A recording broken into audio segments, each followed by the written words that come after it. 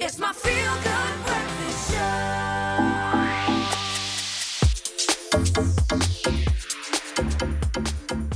Welcome back to your Feel Good Breakfast Show, and it is Friday, which means it's time for us to turn the spotlight onto some fashion. And when it comes to color, it can be quite complex. So when it comes to dressing for your complexion, things can become even trickier. Well, don't stress, because on this week's How To Fashion Guide, we sort through the do's and don'ts when it comes to fashion and your skin type.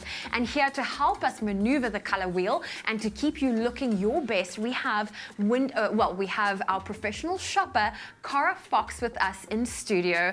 I just love the fact that you're a professional shopper. So do I, Zoe. People envy me, and I don't envy anyone. I love it. It's Well, you know what? When I think of color complexions, like I generally wear the colors people compliment me most on. Yes. But are there like set procedures and do's, like rules when it comes to choosing the right color for your skin? Well, it's interesting because you're probably instinctively choosing the colors that look great on you. But if you want a hard and fast rule, the best thing to do is to take a plain white piece of paper out of your printer, hold it up against your skin, and you'll actually be able to tell then if you've got a slight blue undertone or a slight golden undertone.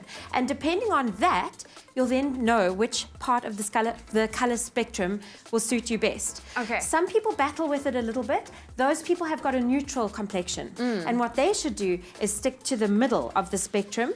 I've actually got a neutral complexion, so it's neither golden nor bluish. Okay. So is that what they would call a warm skin tone, a cold exactly. skin So tone? a golden skin tone is your warm skin yes. tones, and then your icy, cool skin tones have that slight blue undertone. Okay, so before we get to our models that we have here today beautiful. to play around and actually be a little bit practical, Yeah. how can we incorporate the current color trends into our wardrobe? What we're seeing a lot of in retail at the moment, South Africa's kind of one season just behind the rest of the world, you know, with they've got summer, we've got winter. So for our winter, you're seeing a lot of rich burgundies, moss green, deep teal, those kind of colors, which they're kind of a more muted color, which is quite useful because they're in the middle of the spectrum. Okay. So a lot of people can actually wear them. Can enjoy them. Cool. Absolutely. So now we have our gorgeous ladies here today. How would you match the color tones? Because I mean, we've got Demisa is completely different from Lena, and Lena's completely different from Eden. Just as an aside, it doesn't matter which ethnic group you come from in the world.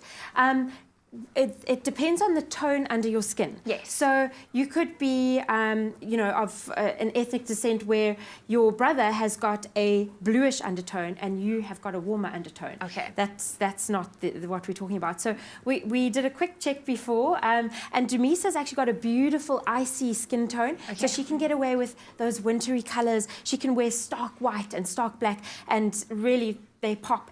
And what looks really good on an icy skin tone is sparkly jewelry. So you can get away with lovely diamonds and things like that, and your bright golds and things like that.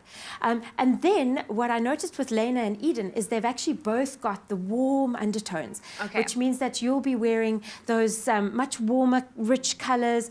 If you're going to be wearing jewelry, try not to let it be too sparkly. If you're wearing a gold necklace, for example, a little bit matte will actually bring out your shine better.